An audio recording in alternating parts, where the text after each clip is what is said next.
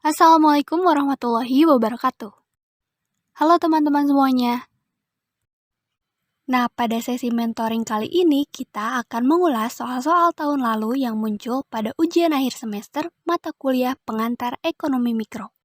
Untuk konsep dan bentuk soalnya mungkin tidak akan jauh berbeda dengan ujian yang akan kamu hadapi. Maka dari itu, kamu bisa memahami pembahasan berikut ini mengenai mata kuliah pengantar ekonomi mikro. Sebelum masuk ke pembahasan soal, sebagai anak ekonomi pembangunan, tentunya kamu sudah mengenal beberapa konsep ekonomi, salah satunya adalah ekonomi mikro. Ini merupakan suatu ilmu ekonomi yang menganalisis proses serta kegiatan-kegiatan ekonomi, yang di dalamnya mempelajari mengenai perilaku konsumen maupun produsen, juga berikut penentuan harga pasar, jasa, produk, serta kuantitas faktor input yang diperjualbelikan dalam pasar. Dalam pelaku ekonomi, kita mengenal produsen. Nah, ini berkaitan dengan submateri yang akan kita bahas, yaitu teori produksi. Teori produksi sendiri digunakan sebagai dasar dalam menganalisis tingkat dan biaya yang dibutuhkan dari suatu proses produksi. Kemudian dari sini kita mengenal adanya biaya produksi. Biaya produksi sendiri merupakan semua pengeluaran yang dilakukan oleh perusahaan untuk memperoleh faktor-faktor produksi, yang kemudian faktor produksi tersebut diolah dan akan digunakan untuk menciptakan barang-barang yang diproduksi oleh perusahaan. Kemudian kamu akan mengenal macam-macam biaya produksi, dari mulai biaya tetap, kemudian biaya variabel, adapun biaya marginal, kemudian biaya rata-rata, dan masih banyak lagi. Jangan lupa untuk memahami konsep dari masing-masing biaya ya. Yuk kita lanjut ke pembahasan soal. Di pertanyaan pertama, kita sudah disuguhkan tabel yang berisi macam-macam biaya produksi, yang menunjukkan hubungan antara jumlah pekerja dan juga output dari perusahaan Nimbus. Yang pertama kita lakukan adalah mengisi kolom produk marginal. Produk marginal ini merujuk pada perubahan output yang dihasilkan dari penggunaan unit kerja tambahan. Maka apabila dirumuskan, yaitu MP sama dengan delta total produksi dibagi delta labor atau tenaga kerja. Misalnya, MP sama dengan output yang dihasilkan adalah 20, dikurangi output sebelumnya sebesar 0, dibagi dengan jumlah tenaga kerja yang 1, kemudian dikurangi tenaga kerja sebelumnya adalah 0. Maka hasilnya adalah 20. Kita coba lagi pada saat produk marginal, yaitu output 50, dikurangi output sebelumnya sebesar 20, dibagi dengan tenaga kerja sebesar 2 dikurangi tenaga kerja yang digunakan sebelumnya adalah 1, maka hasilnya adalah 30. Selanjutnya, kamu juga bisa menghitung dengan cara yang sama. Kemudian, untuk mengisi kolom produk rata-rata atau AP, teman-teman bisa menggunakan cara, yaitu total produksi dibagi dengan tenaga kerja. Misalnya pada output 20 dibagi dengan tenaga kerja sebesar 1, maka hasilnya 20. Kemudian apabila outputnya berjumlah 50 dibagi dengan tenaga kerja sejumlah 2, maka hasilnya adalah 25. Nah, ini dia hasil perhitungan seluruhnya. Jangan lupa samakan hasil perhitunganmu dengan data yang ada pada tabel ya. Kemudian kamu bisa transformasikan data yang ada pada tabel ke dalam kurva. Nah, kita lanjut pada bagian B.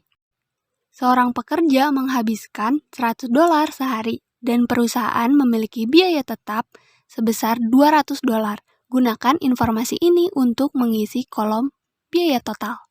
Untuk menghitung biaya total adalah dengan menambahkan biaya tetap dengan biaya variabel.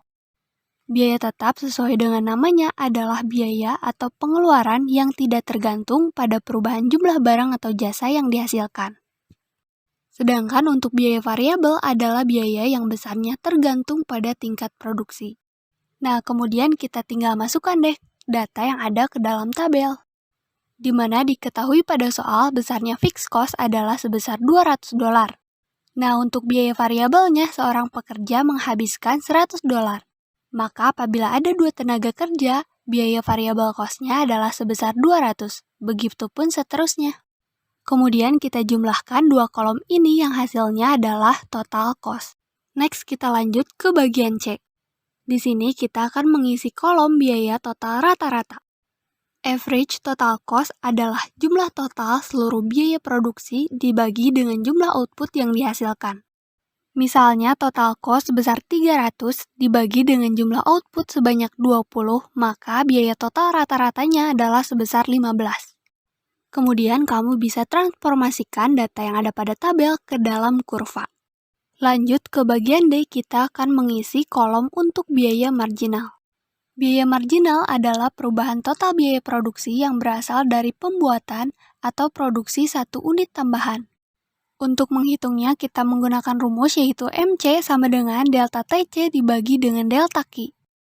Misalnya dapat diperhitungkan yaitu MC sama dengan total cost pada saat 400 dikurangi dengan total cost sebelumnya yaitu 300. Dibagi dengan jumlah output yaitu sebesar 50 dikurangi dengan jumlah output sebelumnya yaitu 20. Maka hasilnya adalah 3,33 sebagai marginal cost. Kemudian kamu bisa lengkapi tabelnya dengan cara yang sama. Kemudian kamu bisa transformasikan data yang ada pada tabel ke dalam kurva. Yang selanjutnya adalah bagian E. Di sini kita akan membandingkan kolom produk marginal dan kolom biaya marginal untuk menjelaskan hubungannya. Kemudian kamu bisa transformasikan data yang ada pada tabel ke dalam kurva. Maka dapat dijelaskan hubungannya adalah dalam suatu proses produksi, jumlah produk yang dihasilkan tentu berhubungan dengan biaya yang dikeluarkan. Pada kurva dapat dilihat bahwa ketika produk marginal meningkat, biaya marginal yang jatuh, dan sebaliknya. Di mana apabila kurva MP naik, maka kurva MC mengalami penurunan. Dan apabila kurva MP menurun, maka kurva MC mengalami kenaikan pada penambahan dari penggunaan tenaga kerja. Selanjutnya kita akan membahas bagian F, yaitu membandingkan kolom biaya total rata-rata dan biaya marginal untuk menjelaskan hubungannya. Kemudian kamu bisa transformasikan data yang ada pada tabel ke dalam kurva. Ketika biaya total rata-rata lebih besar dari biaya marginal, dalam keadaan ini pertambahan produksi dan penjualan akan menambah keuntungan. Sebaliknya, dapat mengurangi produksi dan penjualan akan menambah untung. Maka keuntungan maksimum dicapai dalam keadaan di mana total biaya marginal sama dengan biaya rata-rata.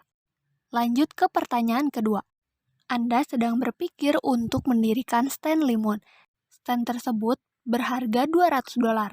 Bahan untuk setiap cangkir limunnya berharga $0,50. Kemudian kita akan membuat tabel untuk tingkat output bervariasi dari 0 sampai dengan 10 galon.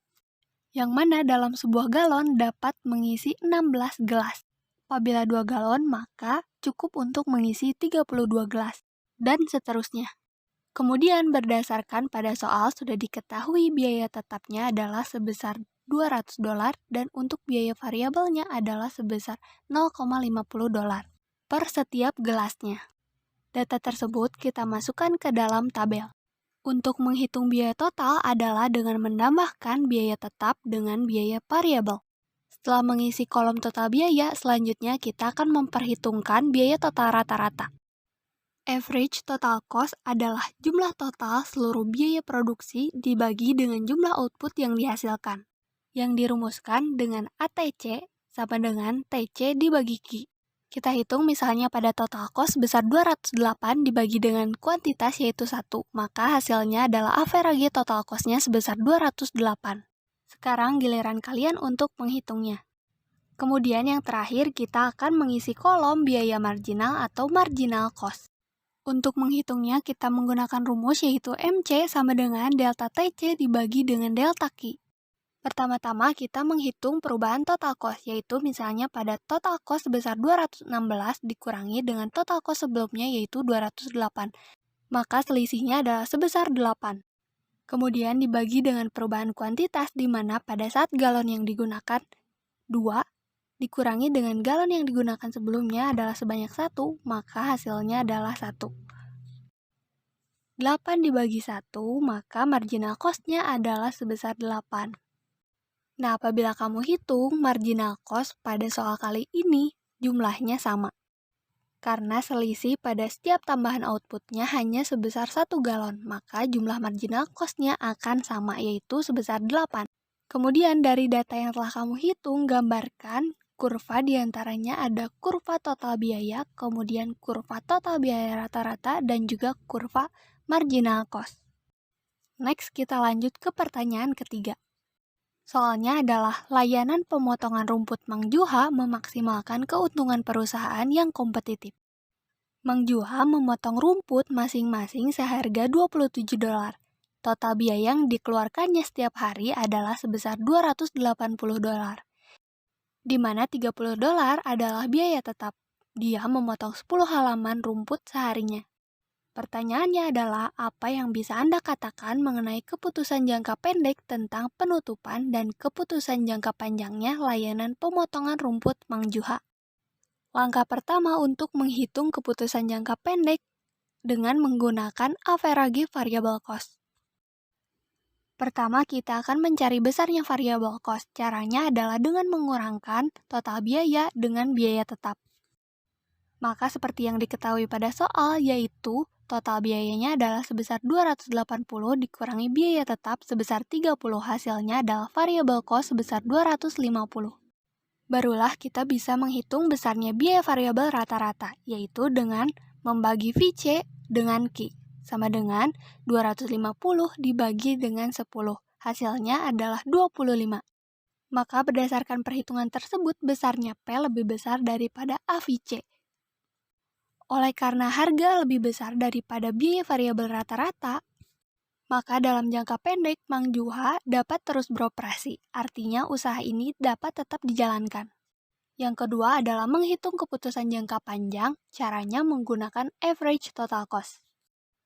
Average total cost adalah jumlah total seluruh biaya produksi dibagi dengan jumlah output yang dihasilkan, yang dirumuskan dengan ATC sama dengan TC dibagi Q, di mana diketahui pada soal besarnya total cost adalah 280 dibagi dengan kuantitas yang dihasilkan adalah 10, maka besarnya average total cost-nya adalah sebesar 28.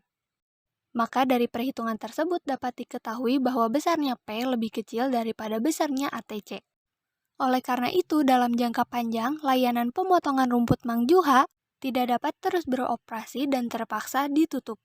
Demikian pemaparan sesi mentoring pada kesempatan kali ini. Terima kasih untuk kamu yang sudah menyimak, semoga penjelasan ini dapat kamu pahami ya. Apabila sekiranya teman-teman membutuhkan bantuan, bisa menghubungi langsung di kontak person yang telah kami sediakan.